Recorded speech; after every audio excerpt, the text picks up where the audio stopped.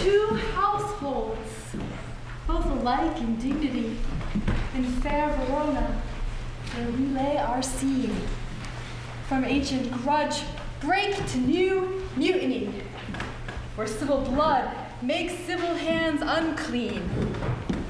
From forth the fatal loins of these two foes, a pair of star-crossed lovers take their life, whose misadventured, hideous overthrows do with their death bury their parents' strife. The fearful passage of their death-marked love and the continuance of their parents' rage, which but their children's end naught could remove, is now the 2 hours' traffic of our stage, the which, if you with patient ears attend, what here shall miss, our toil shall strive to mend.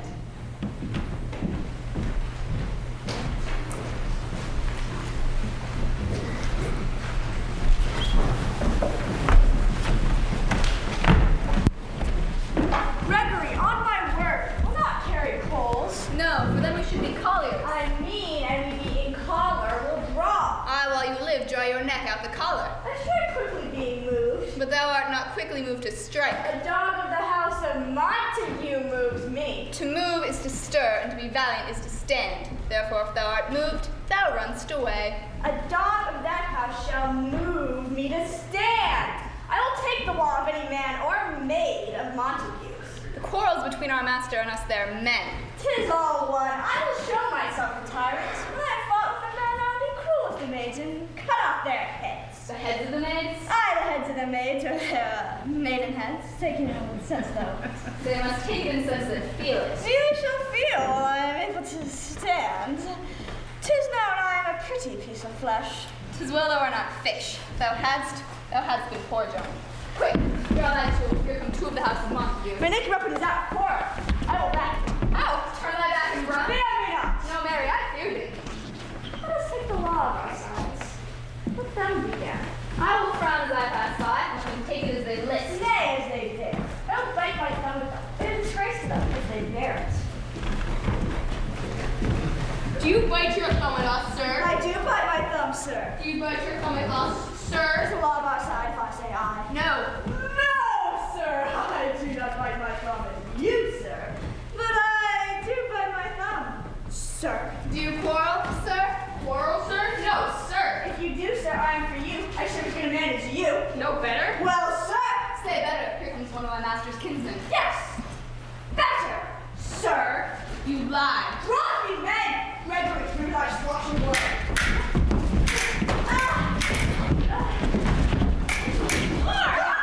Put up your swords! You know not what you do! Peace! Peace! Peace? I hate the word, as I hate hell, all Montagues, and thee. I'm at thee, coward. What noise is this? Fetch me my longsword, ho! My sword, I say. Old Montague is coming. Foolishness is blade in sight of me.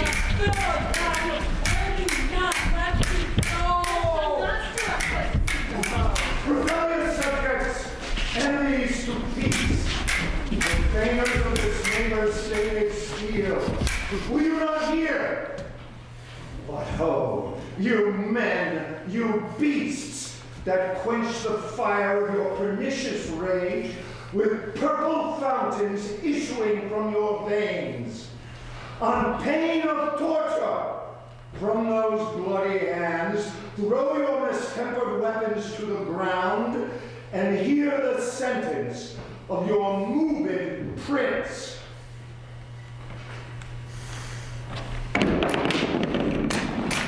Three civil brawls, read of an airy word by thee, old Capulet and Montague, have thrice disturbed the quiet of our streets, and made Verona's ancient citizens cast by their grave beseeming ornaments in hands as old, cankered with peace, to part your cankered hate.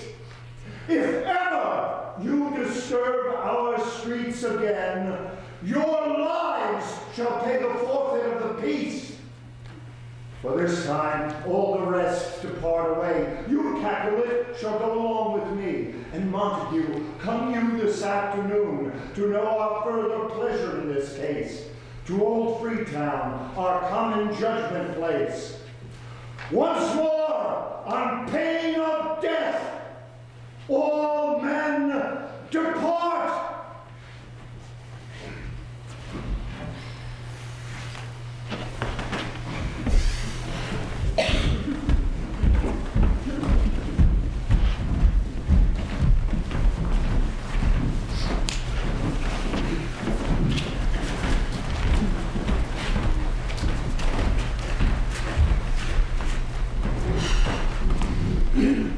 Who set this ancient quarrel, new approach? Speak, niece.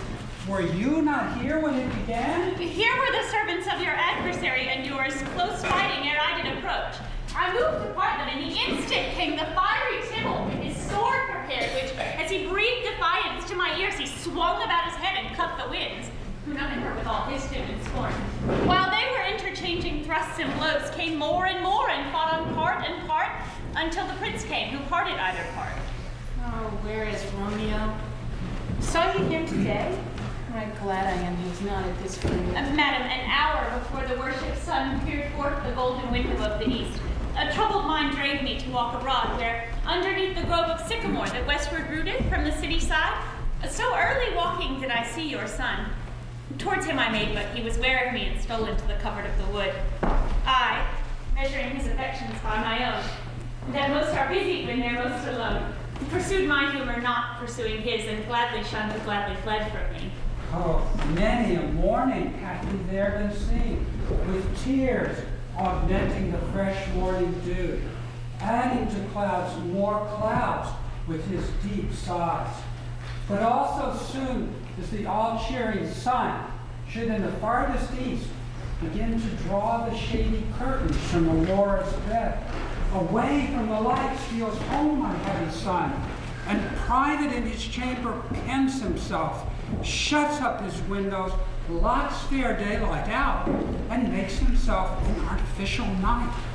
How black and portentous must this humor prove, unless good counsel may the cause remove. My noble uncle, do you know the cause? I neither know it nor can learn of him. Have you importuned him by any means? Both by myself and many other friends. But he, his own affections counselor, is to himself. I will not say how true, but to himself, so secret and so close, as is the bud bit by an envious worm, ere he can spread his sweet leaves to the air, or dedicate his beauty to the sun. Could we but learn from whence his sorrows grow, we would as willingly give cure as know. See where he comes, so please you, step aside. I'll know his grievance or be much denied. I would thou wert so happy by thy stay to hear true shrift. Come, madam, let's away.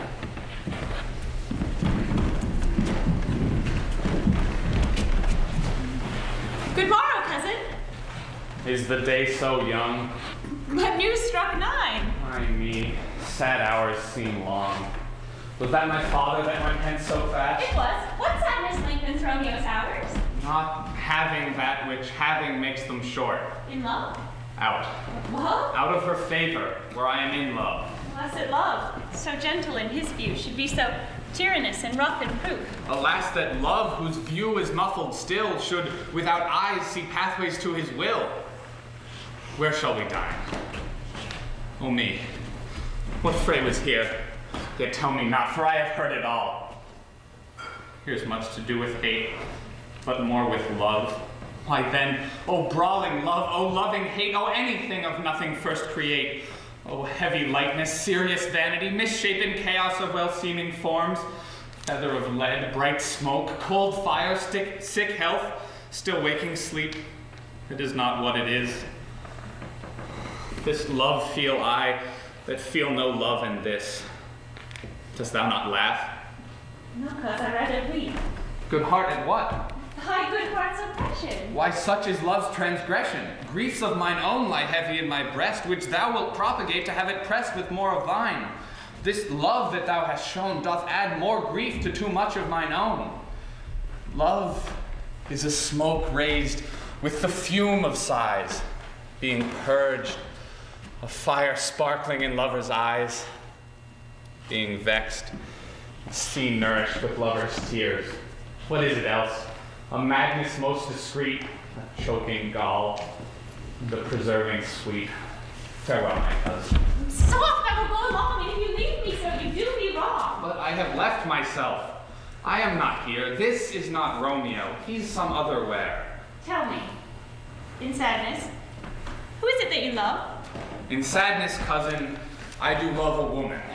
I aim so near when I suppose you love. Right good mark, man. And she's fair, I love. Oh. The right fair mark, fair cuz, is soonest hit. Then that hit you miss. She'll not be hit with Cupid's arrow. She hath Dian's wit, and in strong proof of chastity well armed, from love's weak childish bow she lives unharmed. She'll not stay the siege of loving terms, nor bide the encounter of assailing eyes, nor ope her lap to saint-seducing gold. Oh, she is rich in beauty, only poor, that when she dies with beauty dies her store. Then she hath sworn that she will still live chaste? She hath, and in that swearing makes huge waste, for beauty starved with her severity cuts beauty off from all posterity. She is too wise, too fair, wisely too fair to merit bliss by making me despair. She hath forsworn to love, and in that vow do I live dead that live to tell it now. Be ruled by me. Forget to think of her. Oh, teach me how I should forget to think. By giving liberty unto thine eyes. Examine other beauties. 'Tis the way to call hers exquisite. In question more. These happy masks that kiss fair ladies' brows, being black, put us in mind they hide the fair. He that is struck and blind cannot forget the precious treasure of his eyesight lost. Show me a mistress that is passing fair. What doth her beauty serve but as a note, where I may read who passed that passing fair? Farewell, cuz. Thou canst not teach me to forget. I'll pay that doctrine, or else die in debt. But Montague is bound, as well as I, in penalty alike. And 'tis not so hard, I think, for men as old as we to keep the peace. Of honorable reckoning are you both. In pity 'tis you have lived at odds so long. But now, my lord, what say you to my suit? But saying over what I have said before, my child is but a stranger in this world. She hath not seen the turn of 14 years. Let 2 more summers wither in their pride, ere we might think her ripe to be a bride. Younger than she our happy mother's maid. And too soon marred are those so early made. The earth hath swallowed all my hopes but she. But woo her, gentle Paris, get her heart. My will to her consent is but a part. If she agree, within her scope of choice lies my consent and fair according voice. This night I'll hold an old accustomed feast, whereto I have invited many a guest such as I love. And you, among the store, one more, most welcome, makes our number more. At my poor house, look to behold this night, earth-treading stars, such as make dark heaven light, such comfort as do lusty young men feel when well-apparelled April on the heels of limping winter treads, even such delight among fresh female buds shall you this night inherit at my house. Hero, all see, and like her most, whose merit most shall be. Which upon more view of many, mine being one, may stand in number, though in reckoning none. Come, go with me. Go, Peter! Trudge about through fair Verona. Find those persons out whose names are written there, and to them say, my house and welcome on their pleasure stay.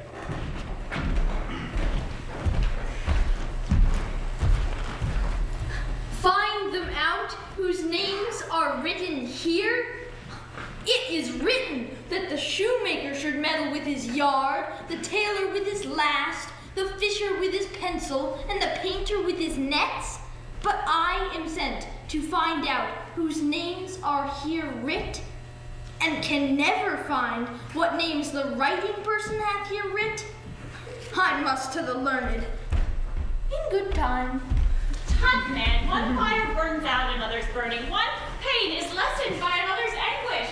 Turn giddy and behold by backward turning. One desperate grief cures with another's languish. Take thou some new infection to thy eye, and the rank poison of the old will die. Your plantain leaf is excellent for that. For what, I pray thee? For your broken shin. Why, Romeo, art thou mad? Not mad, but bound more than a madman is. Shut up in prison, kept without my food, whipped and tormented and... God and good fellow. God be gone. I pray, sir, can you read? I, mine own fortune in my misery. Perhaps you have learned it without book, but I pray, can you read anything you see? I, if I know the letters and the language. Ye say honestly, rest you merry. Stay, fellow. I can read.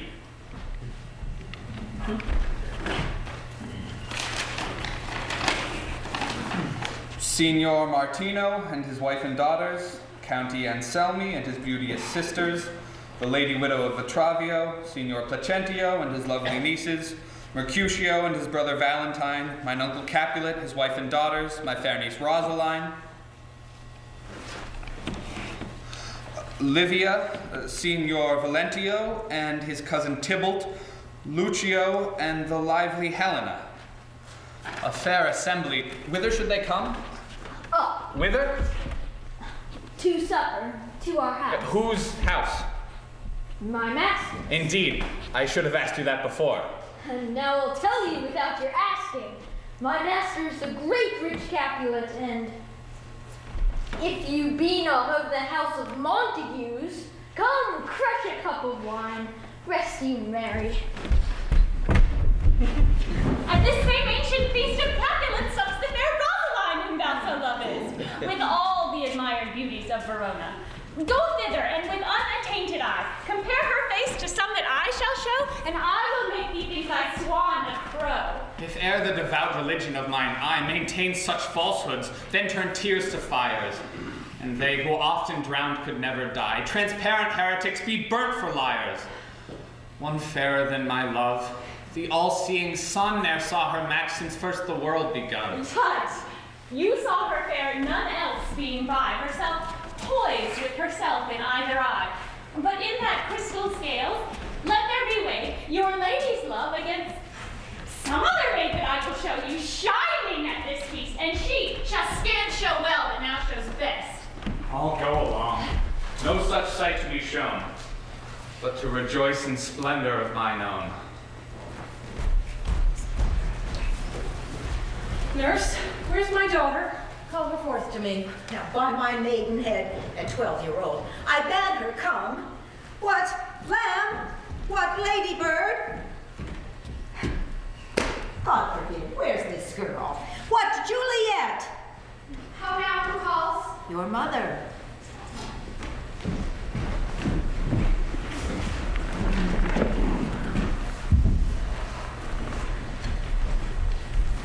Madam, I am here. What is your will?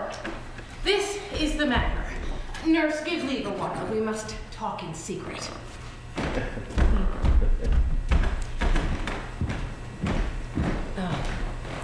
Nurse! Come back again. I have remembered me thou's here our counsel.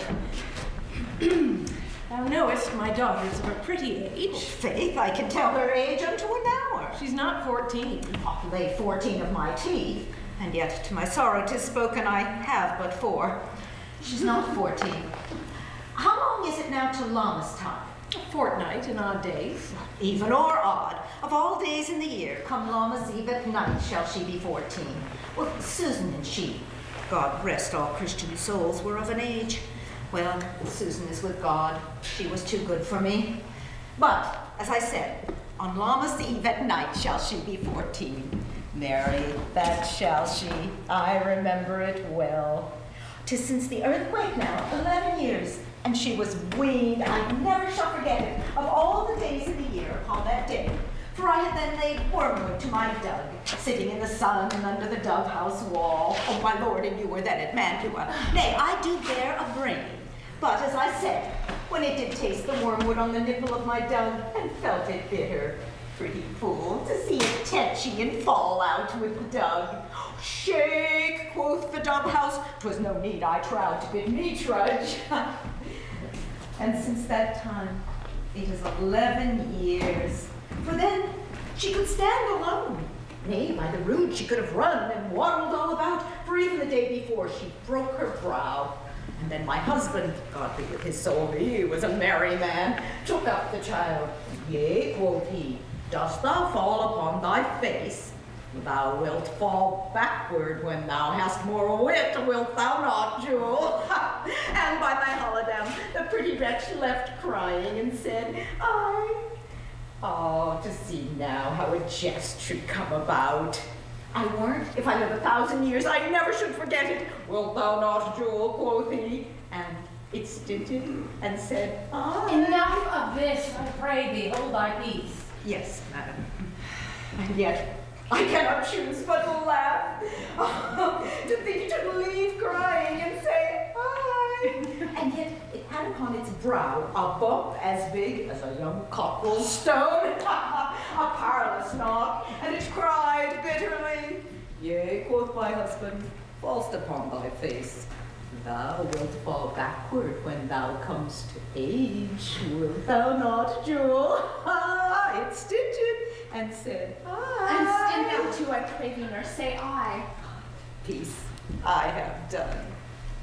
God mark thee to his grace. Thou wast the prettiest babe that e'er I nursed. If I might live to see thee married once, I have my wish. Marry is the very theme I came to talk of. Tell me, daughter Juliet, how stands your disposition to be married? It is an honor I dream not of. An honor? Were I not thine only nurse, I would say thou hadst sucked wisdom from the teat. Well, think of marriage now. Younger than you, here in Verona, ladies of esteem are made already mothers. Then in brief, the valiant Paris seeks you for his love. Oh, a man, young lady! Lady, such a man as all the world, why, he's a man of wax. Verona's summer hath not such a flower. Nay, a flower, a very flower in faith. What say you? Can you love the gentleman? This night you shall behold him at our feast. Read o'er the volume of young Paris' face, and find delight writ there with beauty's pen. Examine every married lineament, and see how one another lends content. And what obscured in that fair volume lies, find written in the margin of his eyes. This precious book of lover, this unbound lover, to beautify him, only lacks a cover.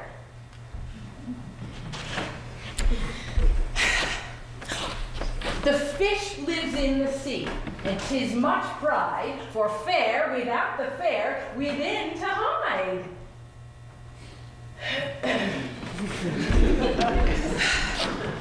This book in many's eyes doth share the glory that in gold clasps locks in the golden story. So shall you share all that he doth possess, by having him making yourself no less. No less, nay, bigger. Women grow by men. Speak briefly. Can you like Paris love? I'll look to like, if looking liking move, but no more deep lie and dart my eye than your consent gives strength to make it fly. Madam, the guests are come, supper served up, you called, my young lady asked for, the nurse cursed in the pantry, and everything in extremity. I must hence away. I beseech you, follow straight. We follow thee. Yet, the county stays. Go, girl. Seek happy nights to happy days.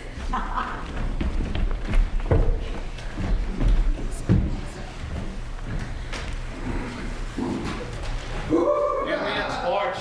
I am not for this ambling. Being but heavy, I will bear the light.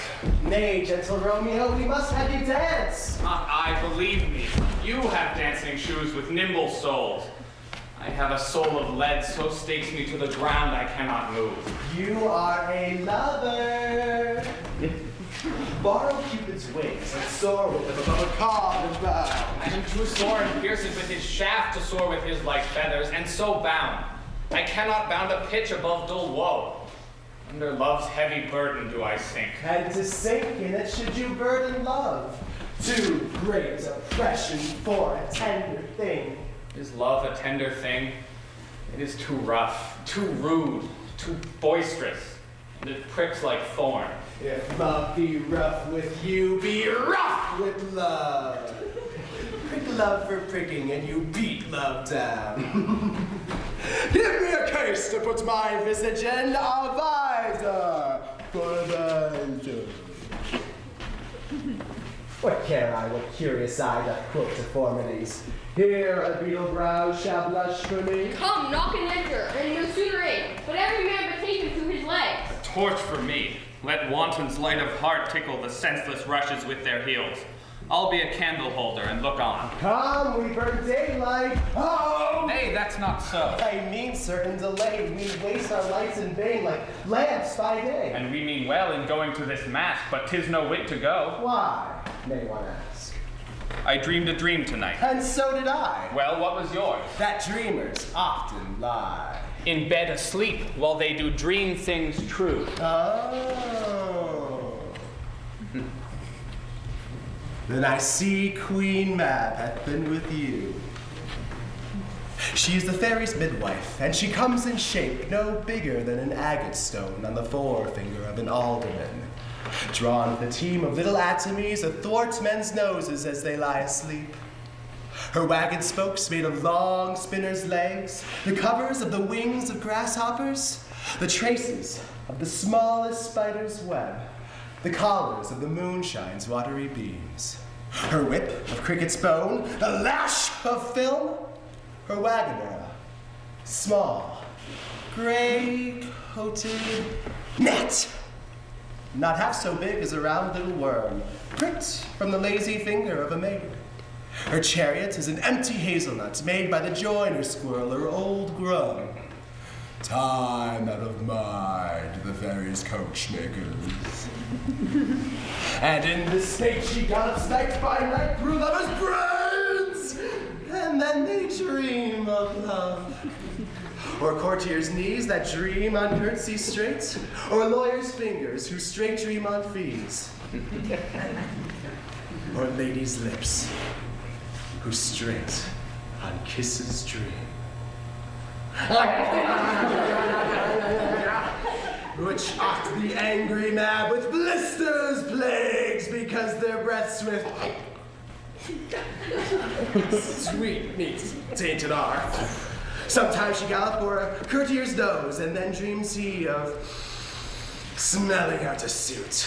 And sometime comes she with a tied pig's tail, tickling a parson's nose as he lies asleep. Then dreams he of another benefice.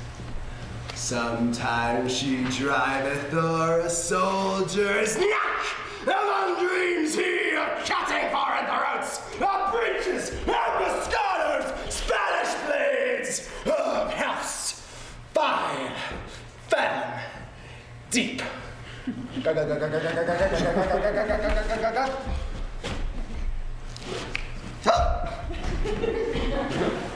And then anon, drums in his ear, at which he starts and wakes, and being thus frightened swears a prayer to and sleeps again. This is that very mab that plates the manes of horses in the night, and bakes the elf-locks and foul slaughter chairs, which once untangled much misfortune bodes. This is the hag where maids lie on their backs, that presses them and life that fights the bear, making them women of good carriage. This is she! Peace, Mercutio! Peace! Thou talkst of nothing.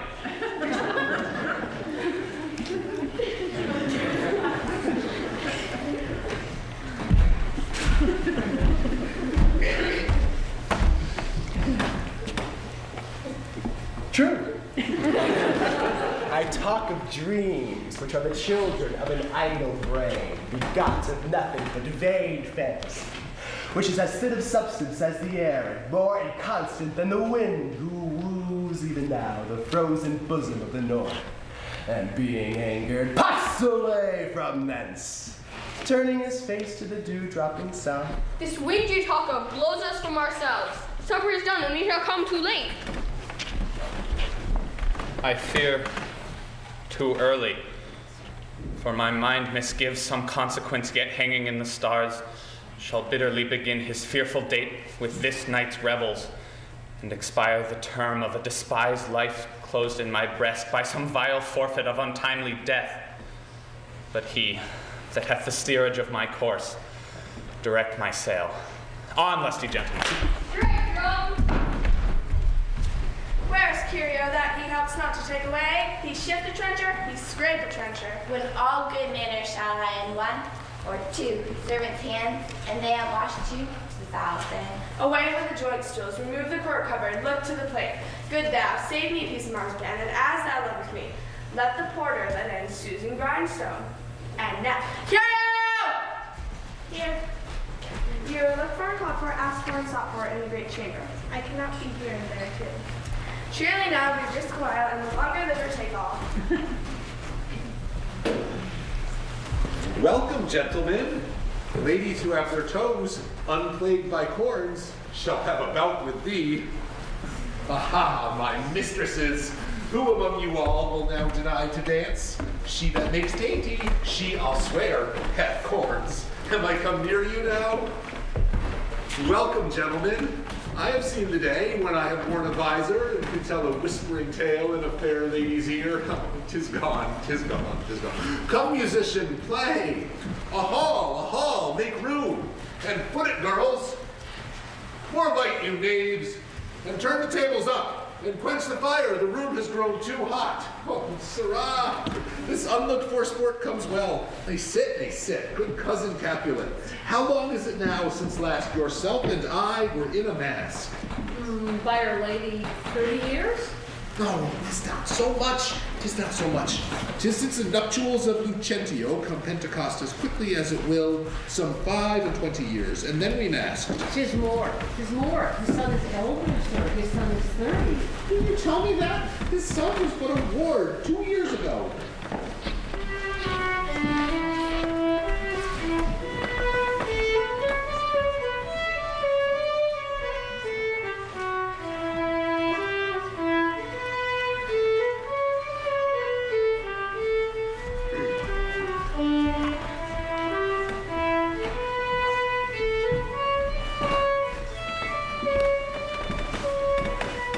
What lady is that which doth enrich the hand of yonder knight?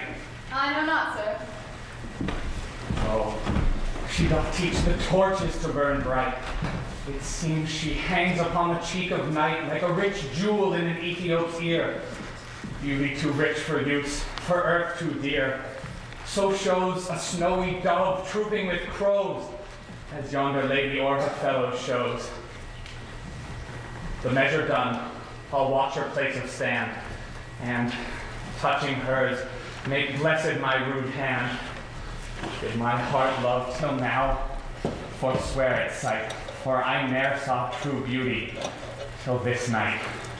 This, by his voice, should be a Montague. Fetch me my rapier, boy.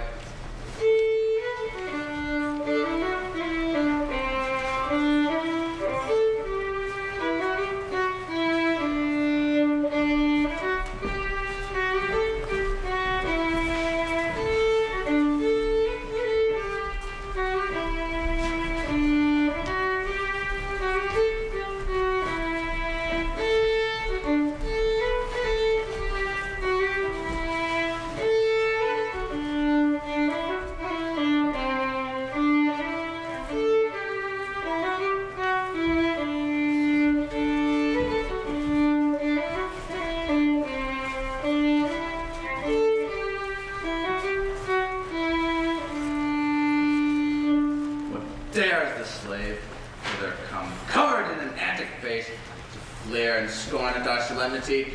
Now, by stock and honor of my kin, to strike him dead, I hold it not a sin. Why, how now, good kinsman? Wherefore storm you so? Uncle, this is a Montague, our foe, a villain whose spites have scorned our solemnity this night. Young Romeo, is it? Aye, 'tis he, that villain, Romeo. Content thee, gentle coz. Let him alone. He bears him like a portly gentleman. To speak the truth, all Verona brags of him to be a virtuous and well-governed youth. I would not, for all the wealth in this town, here in my house, do him harm. Therefore be patient, take no note of him. It is my will, the which if thou respect, show a fair presence. Put off these frowns and ill-beseeming semblance for a feast. It fits when such a villain is against. I'll not endure him. He shall be endured. What, goodman boy? I say he shall. Go to. Am I the master here, or you? Go to. You'll not endure him. God shall mend my soul. You'll make a mutiny among my guests. You'll set a cock-a-hop. You'll be the man. Why, uncle, 'tis a shame. Oh, go to. You are a saucy boy. Is it so indeed? This trick may chance to scathe you. I know what. You must contrary me. Marry, 'tis time. Well said, my hearts. You are a pincox. Go, be quiet. More light. For shame. I'll make you quiet. What? Cheerily, my hearts. Patience perforce. With willful collar greeting, make my flesh tremble in their different greetings. I will withdraw, but this intrusion shall, now seeming sweet, turn to bitterest gall.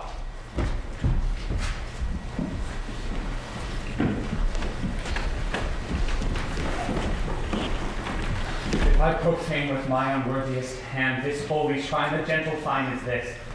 My lips, two blushing pilgrims ready stand to smooth that rough touch with a tender kiss.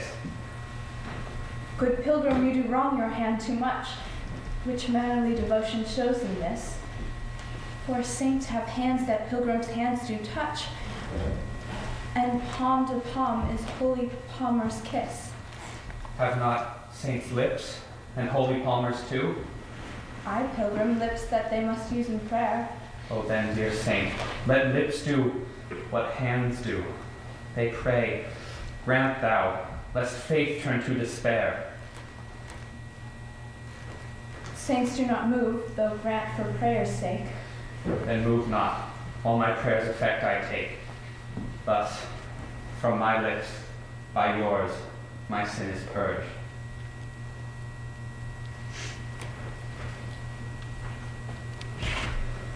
Then have my lips the sin that they have took. Sin from thy lips, O trespass sweetly urged, give me my sin again.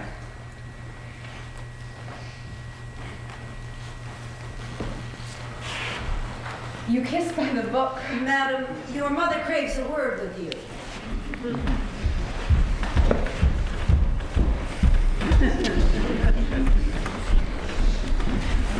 What is her mother?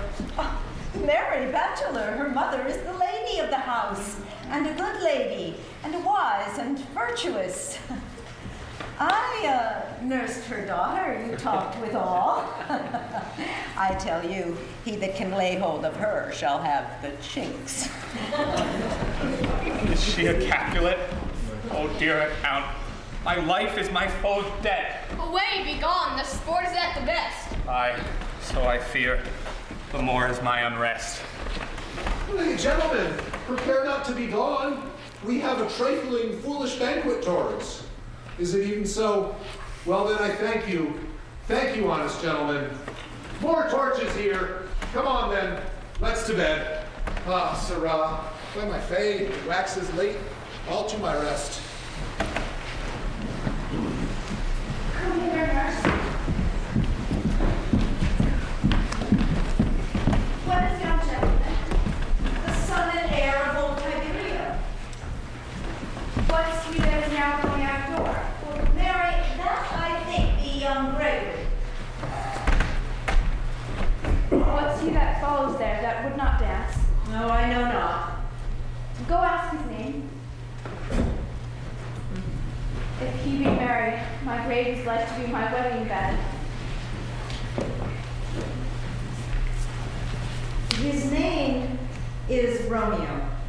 and a Montague, the only son of your great enemy. My only love sprung from my only hate. Too early seen unknown and known too late.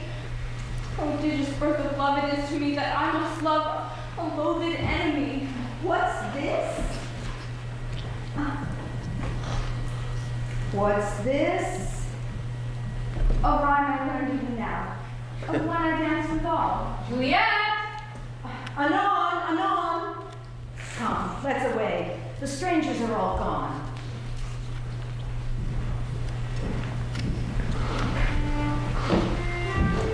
How old desire in his deathbed lies, and young affection gapes to be his heir. A fair for which love, groaned for and would die, with tender Juliet matched is now not fair. Now Romeo is loved, and loves again, alike bewitched by the charm of looks. But to his foe supposed he must complain, and she still loves sweet bait from fearful hooks. Be held a foe, he may not have access to breathe such vows as lovers use to swear. And she, as much in love, her means much less to meet her new beloved anywhere. But passion lends them power. Time means to meet, tempering extremities with extreme sweet.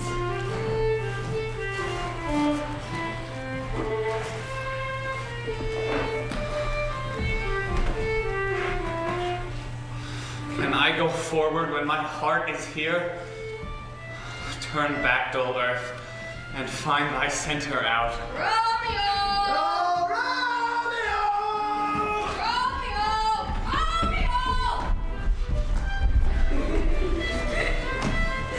He is wise, and on thy life hath stolen home to bed. He ran this way. Call him, Mercutio. Yea, I'll conjure him too. Romeo! Humors! Madman! Passion! Lover! Appear thou in the likeness of a sigh. Speak but one rhyme, and I am satisfied. Cry but hide me. Pronounce but love and dove. He heareth not. He stirreth not. He moveth not. The ape is dead, and I must conjure him. I conjure thee by Rosaline's bright eye, by her high forehead and her scarlet lip, by her fine foot, straight leg, and quivering thigh, and the domain that their adjacent lie, that to thy likeness thou appear to us. And if he hear thee, thou wilt anger him. This cannot anger him. 'Twould anger him to raise a spirit in his mistress' circle of some strange nature, letting it there stand till she had laid it and conjured it down. That were some spite. My invocation is fair and honest, and in his mistress' name I conjure only but to raise up him. Come, he hath hid himself among these trees to be consorted with the humorous night. Blind is his love, and best befits the dark. If love be blind, love cannot hit the mark. Now will he sit under a medlar tree and wish his mistress were that kind of fruits as maids call medlars when they laugh alone.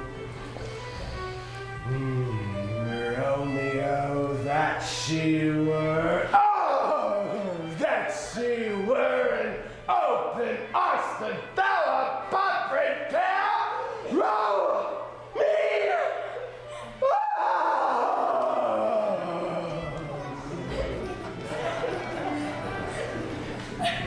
Good night.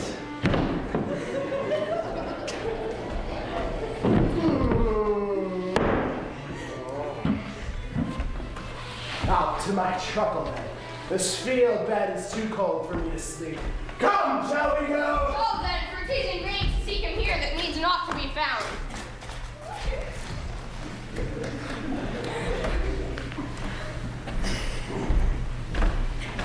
He jests at scars that never felt a wound.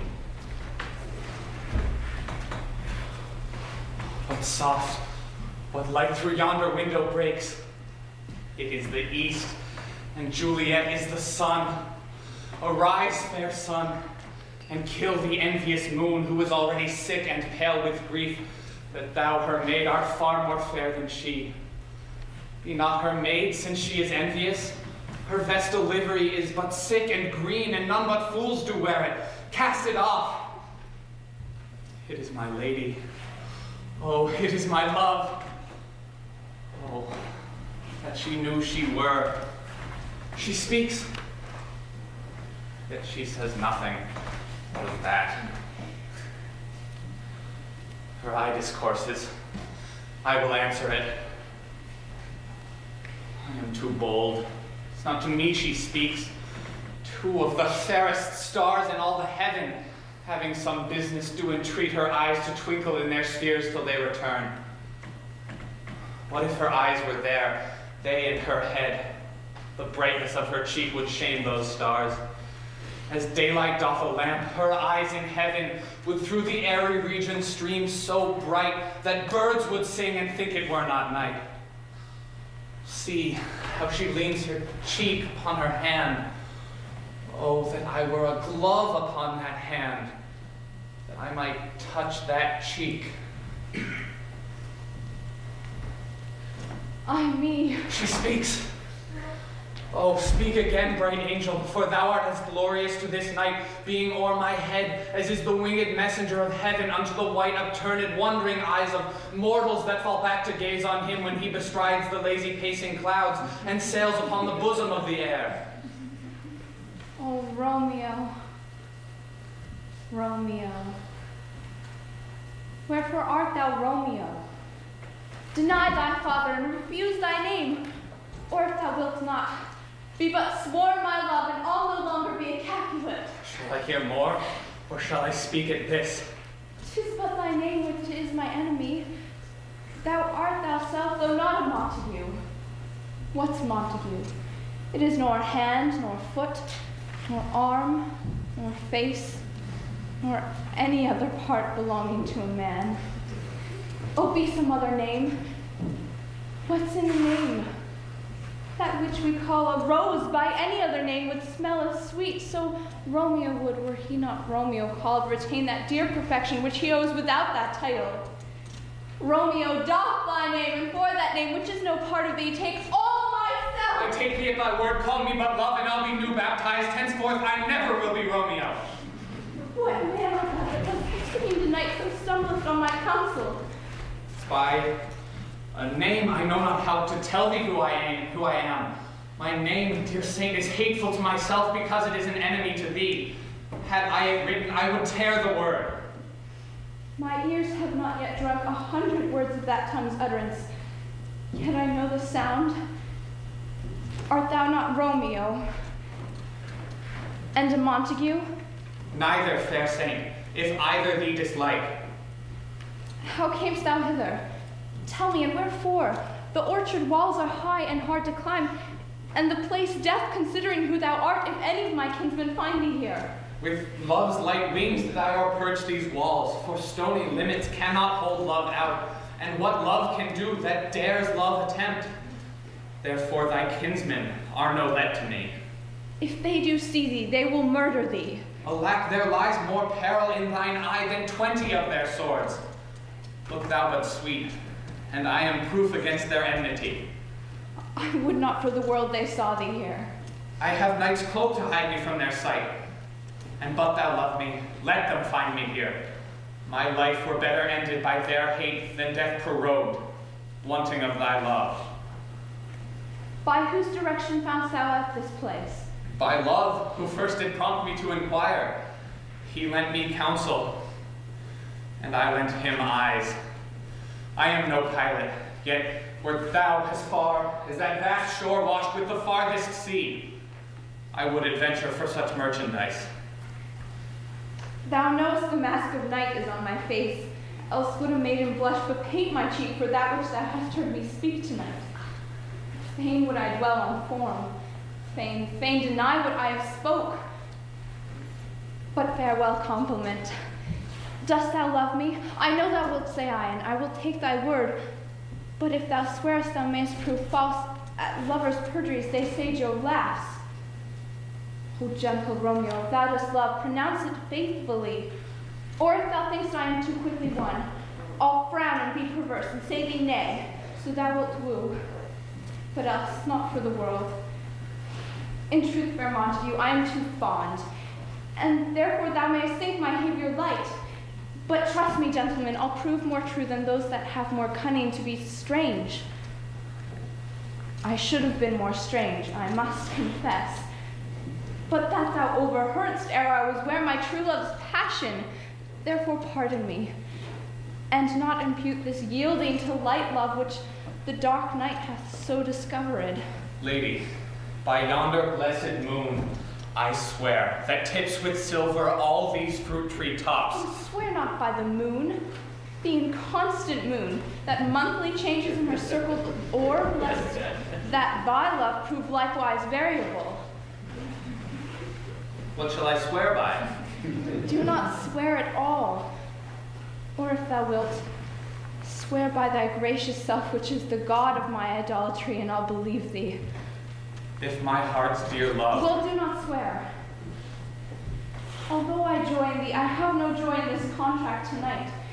It is too rash, too unadvised, too sudden, too like the lightning which doth cease to be ere one can say it lightens.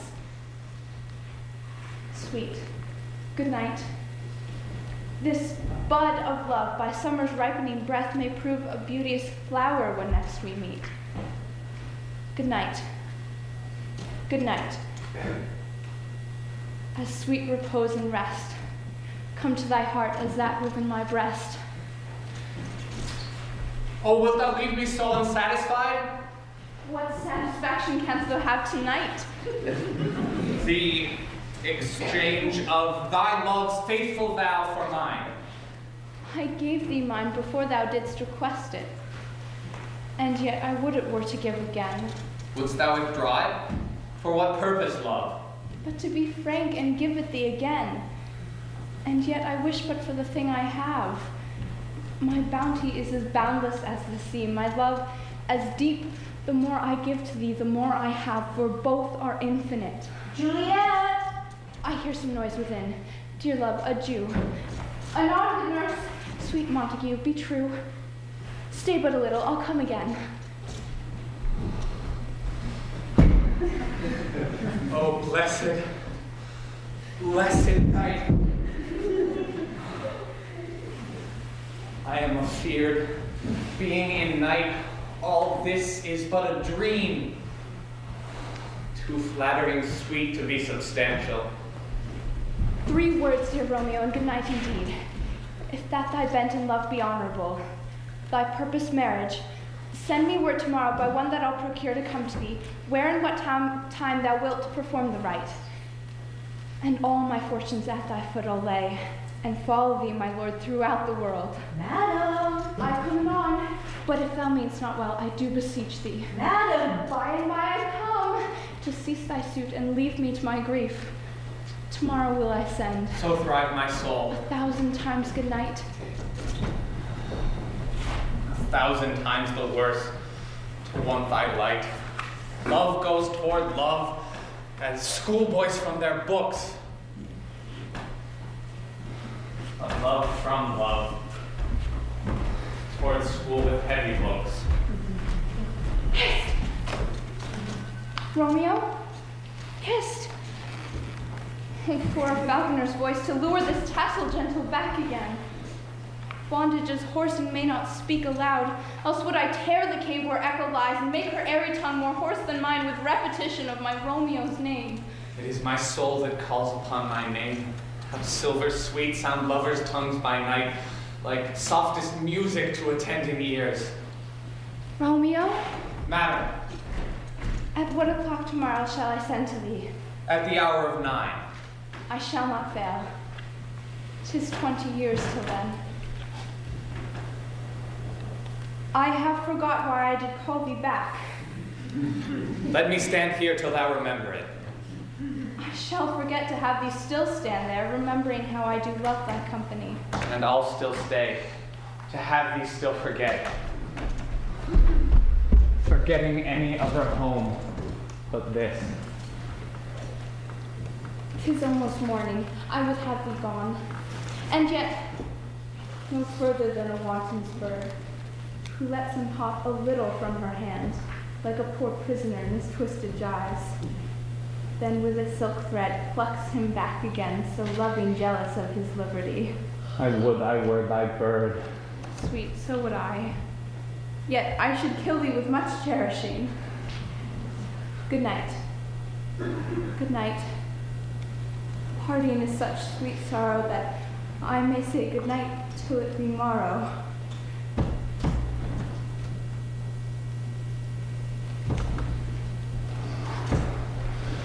Sleep dwell upon thine eyes, peace in thy breast. Would I were sleep and peace, so sweet to rest.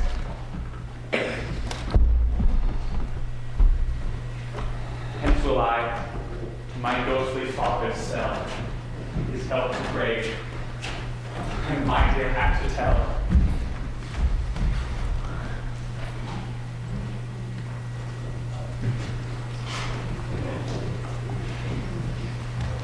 The gray-eyed morn smiles on the frowning night, checkering the eastern clouds with streaks of light, and flecked darkness like a drunkard reels from fourth day's path and Titan's fiery wheels.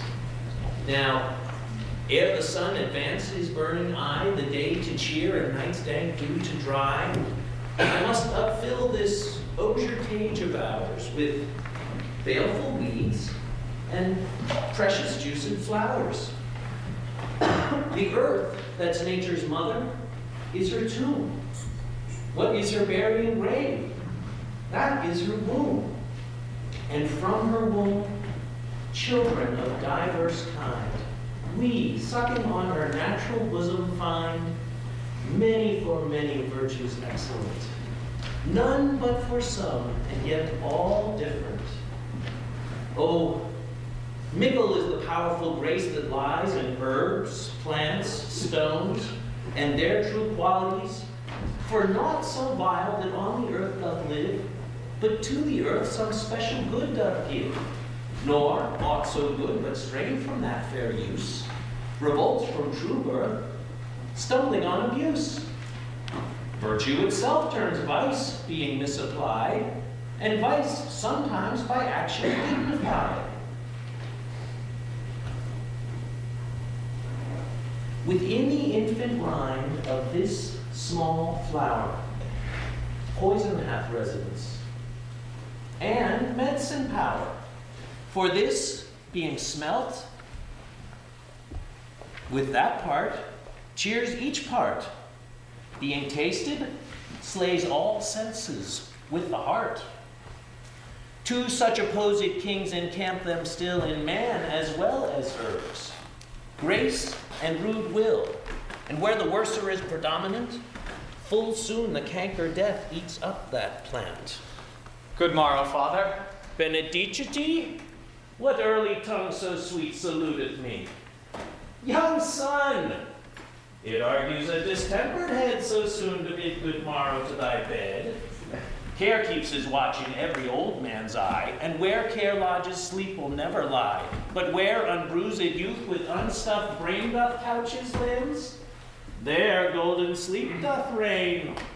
Therefore thy earliness doth me assure thou art aroused by some distemperature. Or if not so, then here I hit it right. Our Romeo hath not been in bed tonight. That last is true. The sweeter rest was mine. God pardon sin. Wast thou with Rosaline? With Rosaline, my ghostly father, no. I have forgot that name, and that name's woe. That's my good son, but where hast thou been then? I'll tell thee. ere thou askest me again. I have been feasting with mine enemy, where on a sudden one hath wounded me that's by me wounded. Both our remedies within thy help and holy physic lies. I bear no hatred, blessed man, for lo, my intercession likewise steads my foe. Be plain, good son, and homely in thy drift. Riddling confession finds but riddling shrift. Then plainly know my heart's dear love is set on the fair daughter of rich Capulet. As mine on hers, so hers is set on mine, and all combined, save what thou must combine, by holy marriage. When and where and how we met, we wooed and made exchange of vow, I'll tell thee as we pass, but this I pray, that thou consent to marry us today. Holy St. Francis! What a change is here! Is Rosaline, whom thou didst love so dear, so soon forsaken? Young men's love then lies not truly in their hearts, but in their eyes.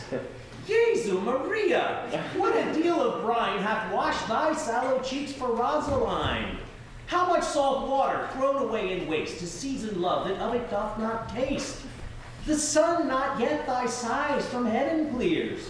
Thy old groans ring yet in mine ancient ears. Lo! Here upon thy cheek the stain doth sit of an old tear that is not washed off yet. If e'er thou wast thyself and these woes thine, thou and these woes were all for Rosaline. And art thou changed? Pronounce this sentence then. Women may fall when there's no strength in men. Thou chidst me oft for loving Rosaline. For doting, not for loving, pupil mine. And badest me bury my love. Not in a grave to lay one in, the other out to have. I prithee, chide not. She whom I love now doth grace for grace and love for love allow. The other did not so. Oh, she knew well thy love did read by rote and could not spell.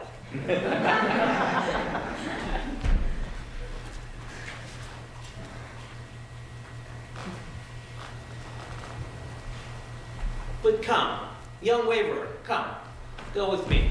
In one respect I'll thy assistant be, for this alliance may so happy prove to turn your household's rancor to pure love. Oh, let us hence. I stand on sudden haste. Wisely and slow, they stumble that run fast.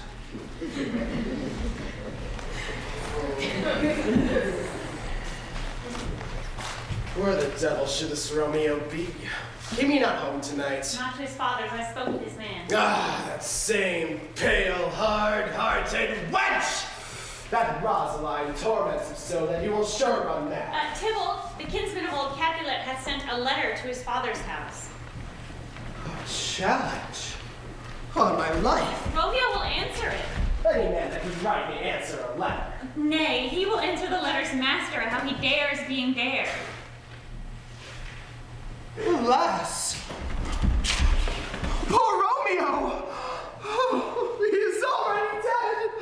Stabbed with a white wench's black eye, shot through the ear with a love song, the very pin of his heart cleft with the blind bow boy's butt shaft. Oh. And is he a man to encounter Tybalt? Why, what is Tybalt? More than prince of cats, I can tell you. He is the courageous captain of compliments. He fights as you sit quicksand, keeps time, distance, and proportion. Rests, knees, good of rests. 1, 2, and the third in your bosom. The very butcher of a silk button. A duelist. A duelist. A gentleman of the very first house of the first and second cause. Ah, the immortal Passado, the Pontoriverso, the high... What? The pops of such anti-listing, affecting fantasticos, these new tuners of accents. By Yasu, a very good blade, a very tall man, a very good horn. Why is not this a lamentable thing, grandsire, that we should be thus afflicted with these strange flies, these fashion mongers, these perdonamis who stand so much on a new form that they cannot sit at ease on the old bench? Oh, their bones, their bone. Here comes Romeo. Here comes Romeo. Thou dost roam like a dried herring. Flesh, flesh, how art thou fishified? Now is he for the numbers that Petrarch flowed in. Laura to his lady was but a kitchen wench. Mary, she had a better love to berhyme her.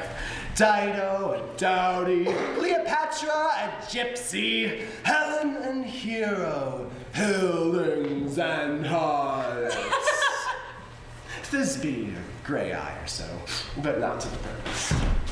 Senor Romeo, bonjour. There's a fine salutation to your friends, you You gave us a counterfeit fairy last night. Good morrow to you both.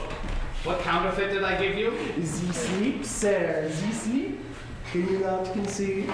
Pardon, good Mercutio. My business was great, and in such a case as mine, a man may strain courtesy. Oh, that's as much as to say, such a case as yours constrains a man to bow in the hams. Meaning to curtsy. Now that's most kindly his. A most courteous exposition. Nay, I am the very pink of courtesy. Pink for flower? Right. Why then is my pump well flowered? Come between us, good Benvolio, my wits faint. Why, is this not better now than groaning for love? Now art thou sociable, now art thou Romeo, now art thou what thou art, by art as well as by nature. For this dribbling love is like a great natural that runs falling up and down to hide his bauble. Oh, stop there! Stop there! Thou desirest me to stop in my tail against the hair. Thou would else have made thy tail large. Thou art deceived. I will make it short. For I was come to the whole depth of my tail, and meant indeed to occupy the argument no longer. Here's goodly gear. A sail! A sail! You do a shirt and a smock. Peter. Anon. My fan, Peter. Good Peter, to hide her face, for her fan's the fairer face. God ye good morrow, gentlemen. God ye good den, fair gentlewoman. Is it good den? 'Tis no less, I tell you, for the body hand of the dial is now upon the prick of noon. Out upon you. What a man are you? One gentlewoman that God hath made for himself to mar. On my truth, it is well said. For himself to mar, quoth he. Gentlemen, can any of you tell me where I may find the young Romeo? I can tell you, but young Romeo will be older when you have found him than he was when you sought him. I am the youngest of that name, for fault of a worse. You say well. Yea, is the worst well? Very well, Tuckerfaith. Wisely, wisely. If you be he, sir, I desire some confidence with you. She will indict him to some silence. Upon, Soho! What hast thou found? No hair, sir. Unless a hair, sir, in a Lenten pie that is something stale, and whore ere it's be spent. An old hair whore is very good meat in Lent. But the hair that is whore is too much for a score with its whores ere it's be spent. Romeo, will you come to your father's? We'll to dinner thither. I will follow you. Farewell. Ancient lady. Farewell. Lady, lady, lady. Mary, farewell.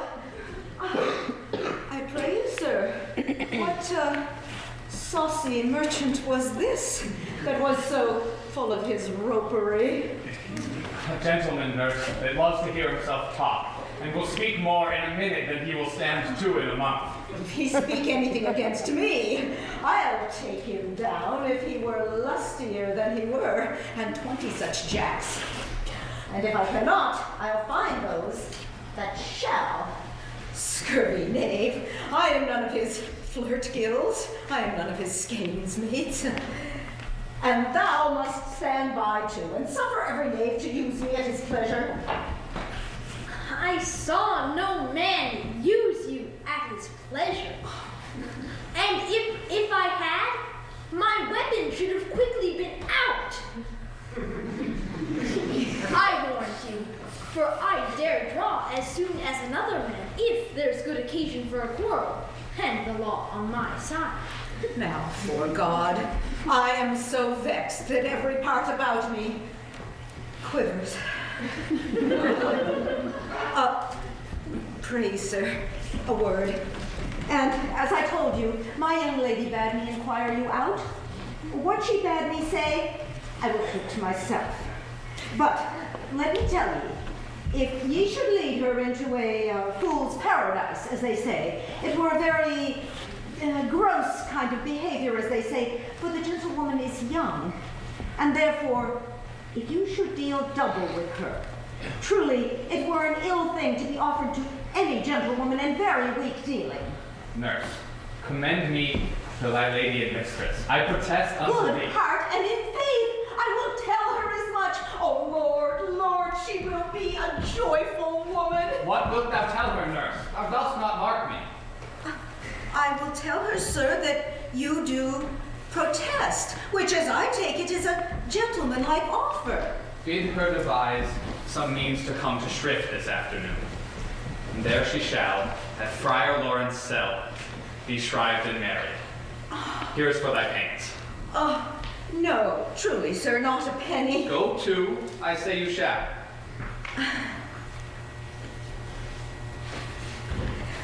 This afternoon, sir. Well, she shall be there. And stay, good nurse, behind the abbey wall. Within the hour my man shall be with thee, and bring thee cords made like a tackled stair, which to the high-top gallant of my joy must be my convoy in the secret night.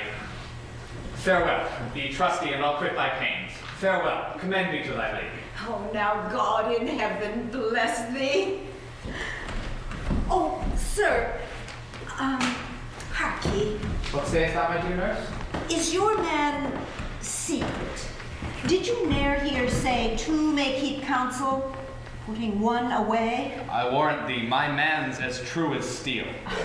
Well, sir, my mistress is the sweetest lady. Oh, Lord, Lord, when 'twas a little prating thing.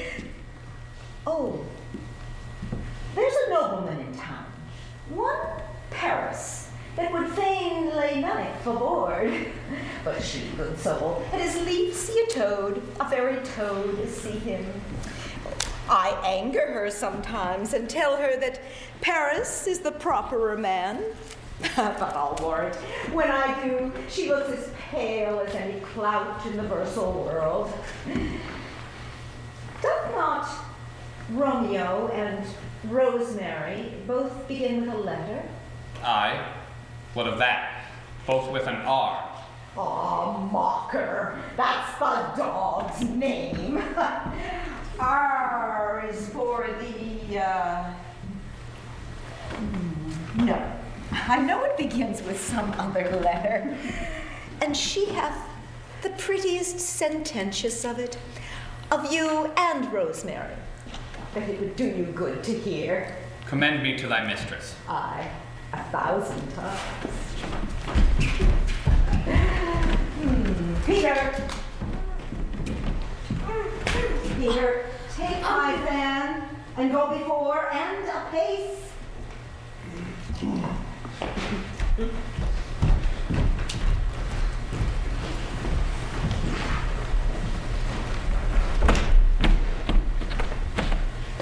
The clock struck 9 when I did send the nurse.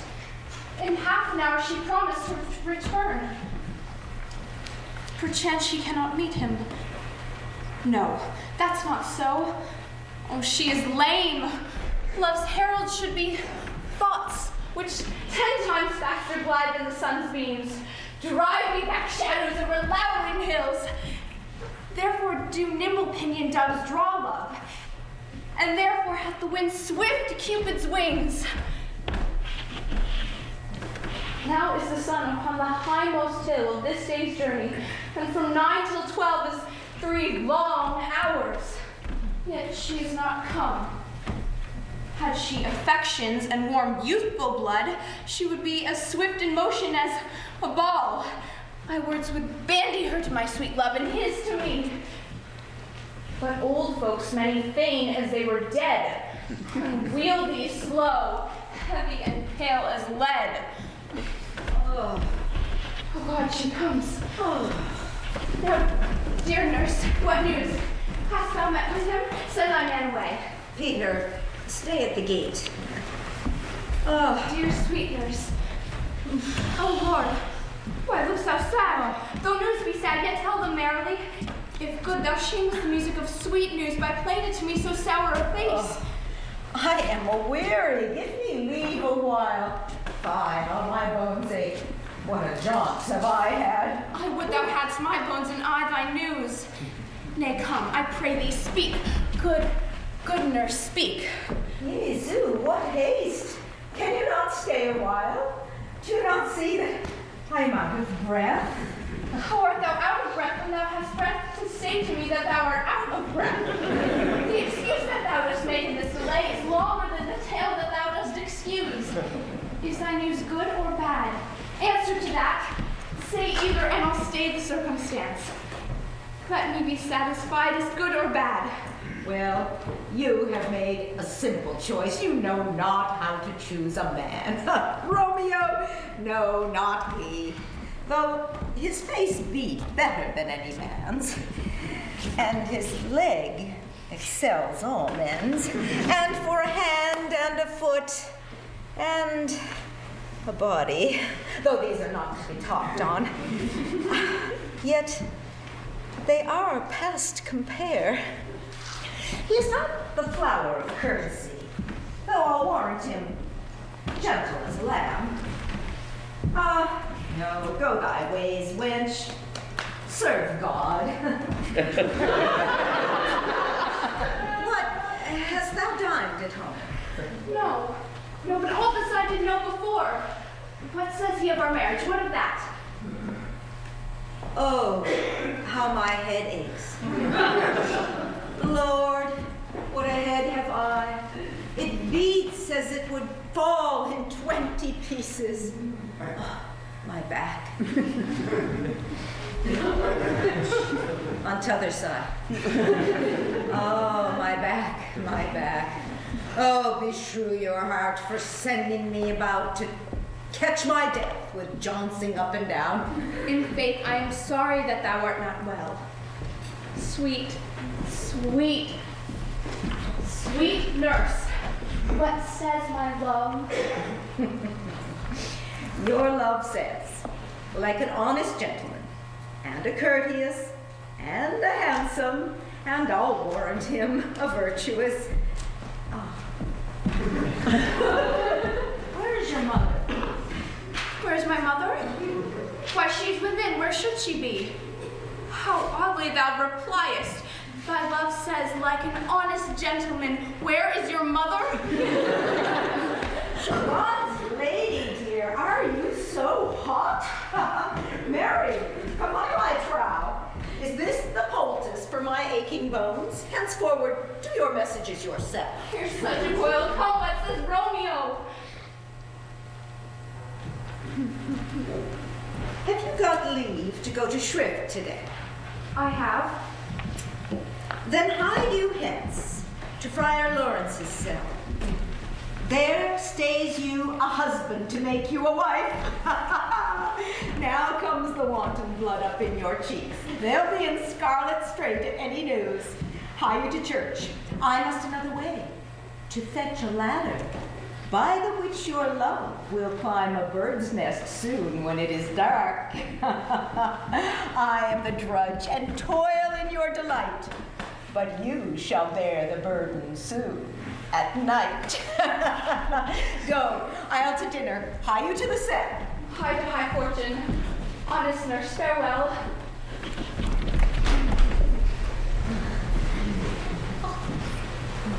So smile the heavens upon this holy act, that after hours with sorrow chide us not. Amen. Amen. But come what sorrow can, it cannot countervail the exchange of joy that one short minute gives me in her sight. Do thou but close our hands with holy words, then love devouring, death do what he dare. It is enough I may but call her mine. These violent delights have violent ends, and in their triumph die like fire and powder, which as they kiss, consume. Therefore, love moderately, long love doth so. Too swift arrives as tardy as too slow. Here comes the lady. Oh, so light a foot may ne'er wear out the everlasting flint. A lover may bestride the gossamer that idles in the wanton summer air and yet not fall. So light is vanity. Good even to my ghostly confessor. Romeo shall thank thee, daughter, for us both. As much to him else is his thanks too much. Ah, Juliet, if the measure of thy joy be heaped like mine, but that thy skill be more to blazon it, then sweeten with thy breath this neighbor air, and let rich music's tongue unfold the imagined happiness that both receive in either by this dear encounter. Conceit more rich in matter than in words brags of his substance, not of ornament. They are but beggars that may count their worth. But my true love has grown to such excess that I cannot sum up some of half my wealth. Come with me. We shall make short work, for by your leaves you shall not stay alone till Holy Church incorporate two in one.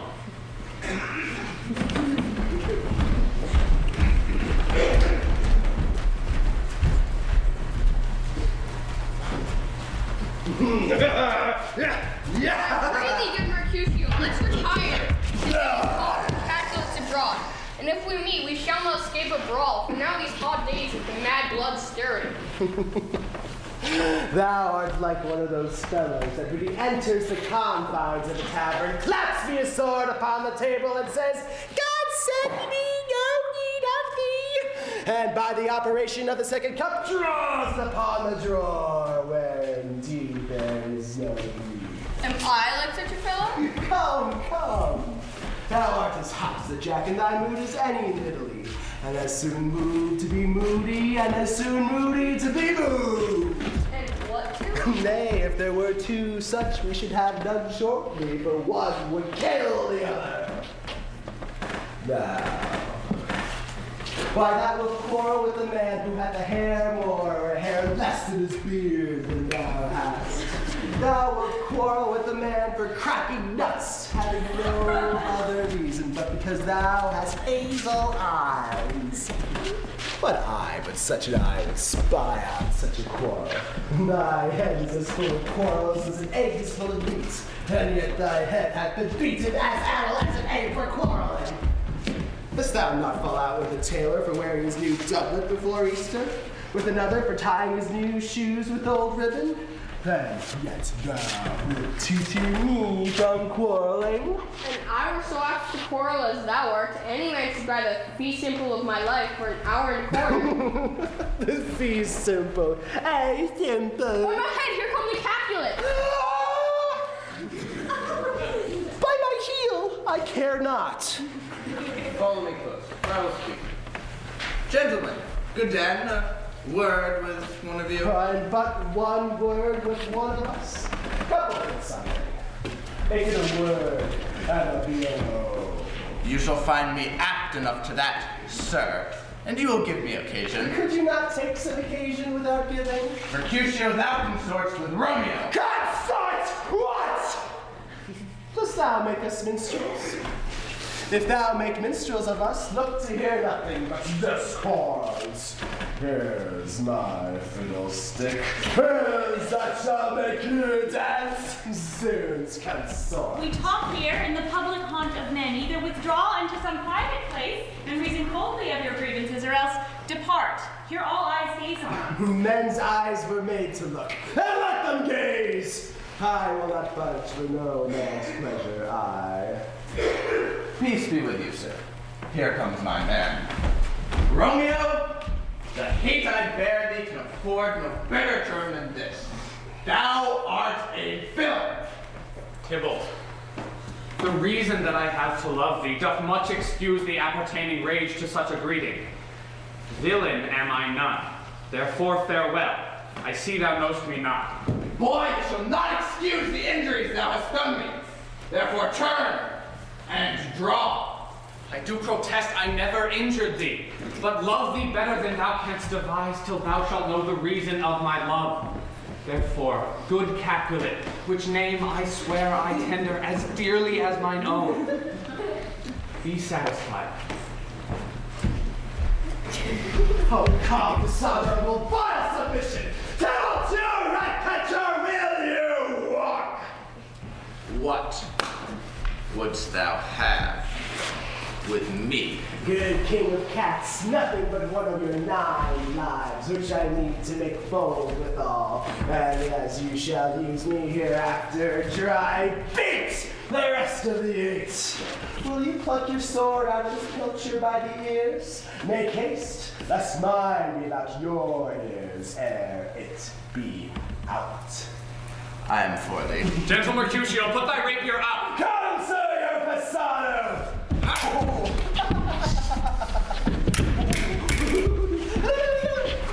Draw, Abraham, beat you down their weapons. Gentlemen, for shame! Forbear this outrage! Tybalt Mercutio, the prince expressly hath forbidden bandying in Verona streets. Hold, Tybalt.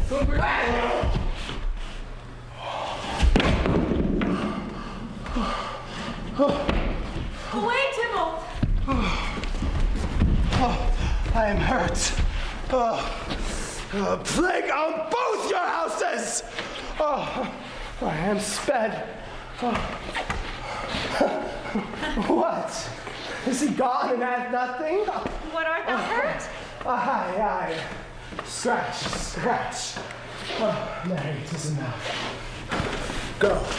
Fetch a surgeon!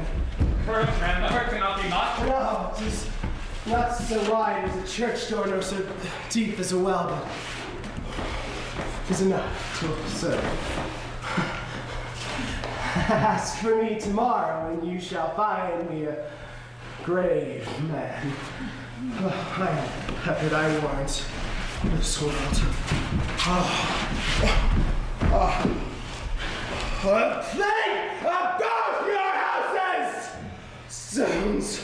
A dog, a rat, a mouse, a cat! To scratch a man to death! Braggart! A rogue, a villain that fights by the book of arithmetic! Why the devil came you between us? I was hurt under your arm! I thought all for the best.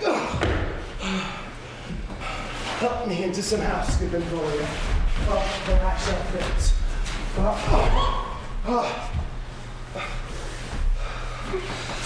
A plague on both your houses! They've made worms meat of me. I have it, and soundly too. Your houses.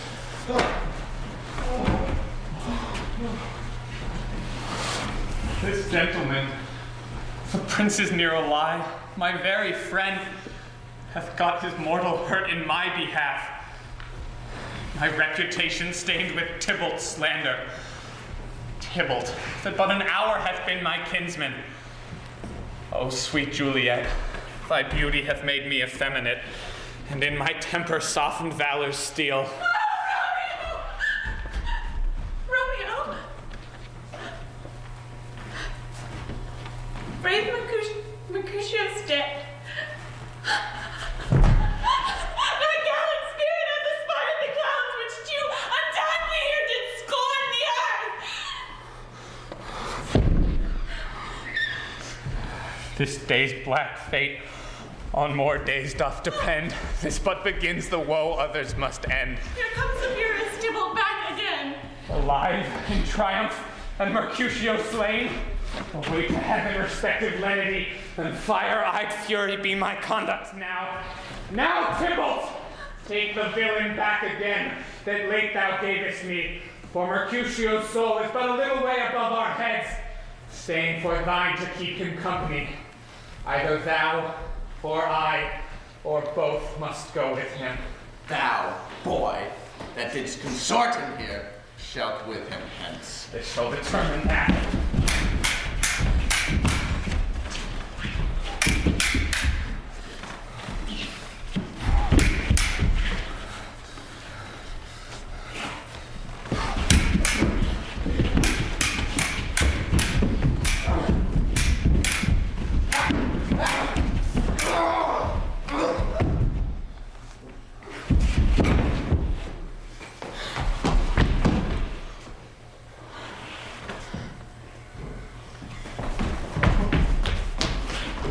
Romeo, away, be gone. The citizens are up and Tybalt slain. Stand not amazed, the prince will do thee death if thou art taken.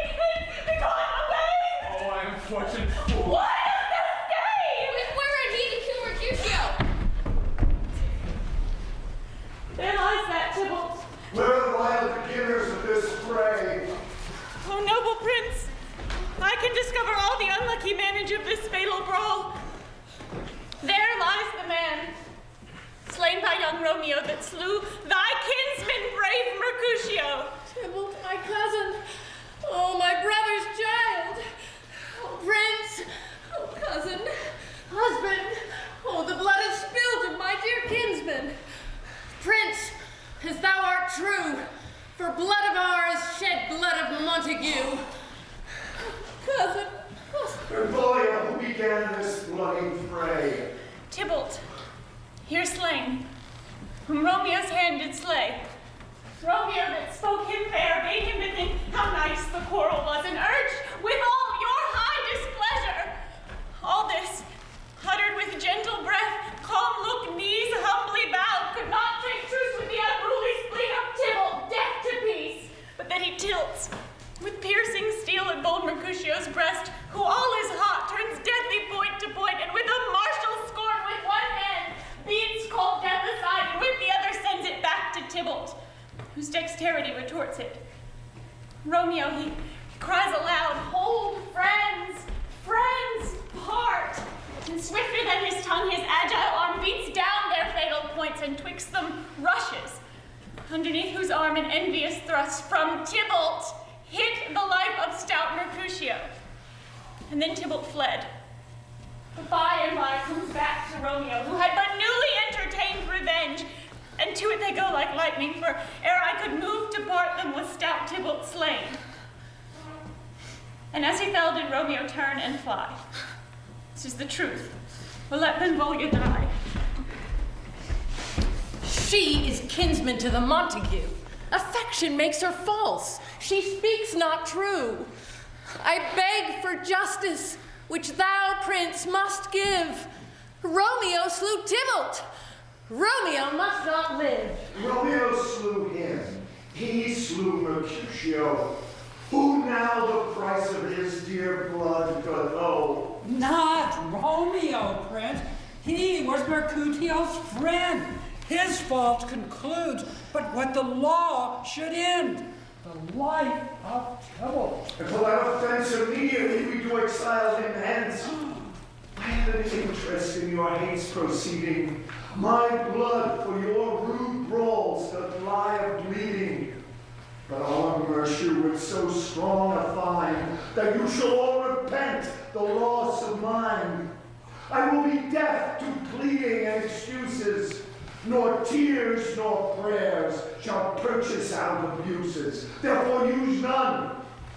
Let Romeo hence in haste, else when he's found, that hour is his last.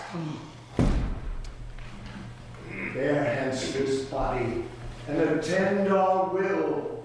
Mercy but murders, pardoning those that kill.